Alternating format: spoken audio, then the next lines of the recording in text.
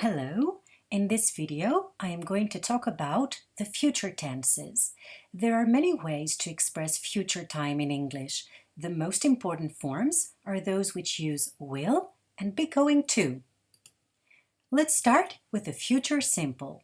To form the future simple, we use will and the simple form of the verb. For example, I will go, you will go, he will go, etc. In everyday conversation, will often gets shortened. The short form is apostrophe L, so we say, I'll go, you'll go, he'll go, etc. To make questions, we put will before the subject. Will I go? Will you go? Will he go? Etc. To make negatives, we use will not or won't. I will not go or I won't go, etc. In general, we use the short form won't. We use will not when we want to create emphasis in spoken English or when we write formal texts. In short answers, we only use yes or no, the subject pronoun, and will or won't. For example, will you go to the cinema? Yes, I will. No, I won't. When do we use the future simple? We use the future simple for future actions. For example, she will take her exam at the end of this year. For predictions, for example, it will rain tomorrow. For threats or warnings, I will kill you, that's clearly a threat. For promises, don't worry, everything will be all right. On-the-spot decisions, you dropped your purse, I'll get it. With words or expressions like hope, think, believe, I'm sure, I'm afraid, probably, perhaps, etc. to talk about the future. I hope you will come to my party. I'm sure you will enjoy the film. She will probably be late for school. With time expressions like tomorrow, next week, next month, next year, tonight, soon, etc. The results will come out soon. And also in the first conditional. Now, the first conditional is used to express something real or possible in the present or future. The if clause is in the simple present, and the main clause is in the future simple.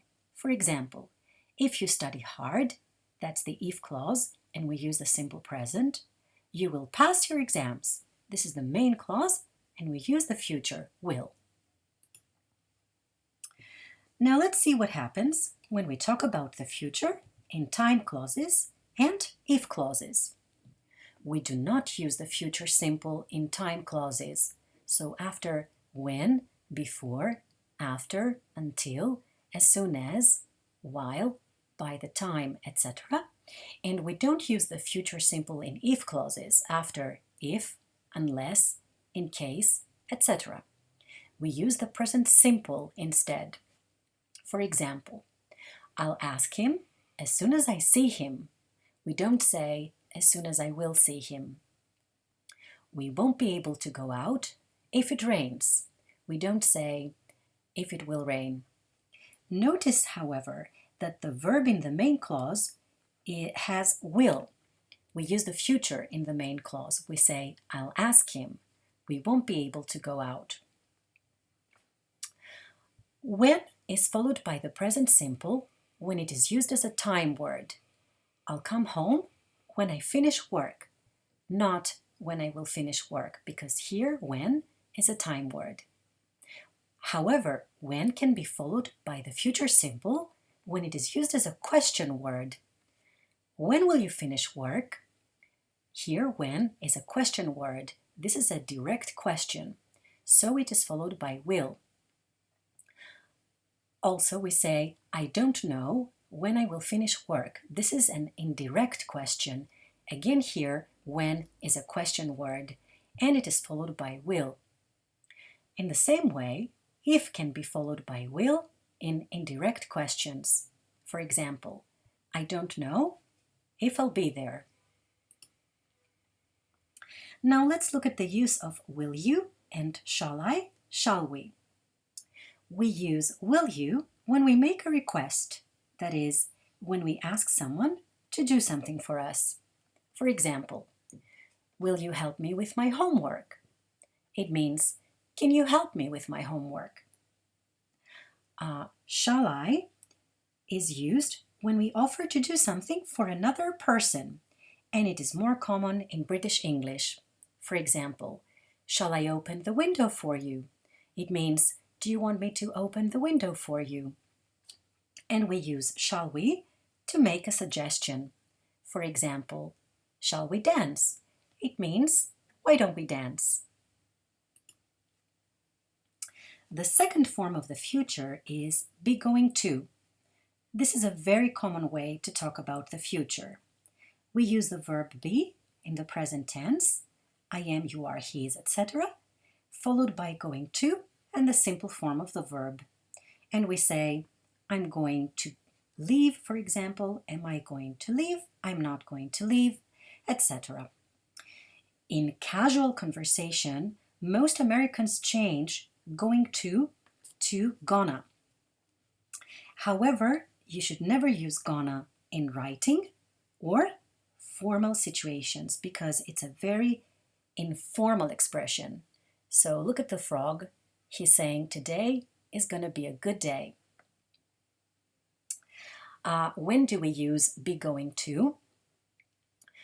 We use be going to talk about plans or intentions, especially in an informal style. For example, I'm going to be a doctor when I grow up. Also, we use going to make predictions based on evidence we can see. For example, be careful, you're going to fall. It means I can see that you might fall. Look at those black clouds, it's going to rain. It means I can see that it will rain. Now in short answers, we only use yes or no, the subject pronoun, and I am, is, are, etc. For example, are you going to get your hair cut? Yes, I am. No, I'm not. Let's move on to the future continuous. To form the future continuous, we use will be and the ing form of the verb. For example, I will be working, you will be working, he will be working, she will be working, etc. We usually use the short form apostrophe double L when we are speaking. For example, I'll be working, you'll be working, he'll be working, etc. In the question we say, will I be working? Will you be working? We invert the subject and will. In the negative we say, I will not be working. So we use not after will. I will not be working, or I won't be working, you won't be working, etc. Usually we use the short form won't when we are speaking.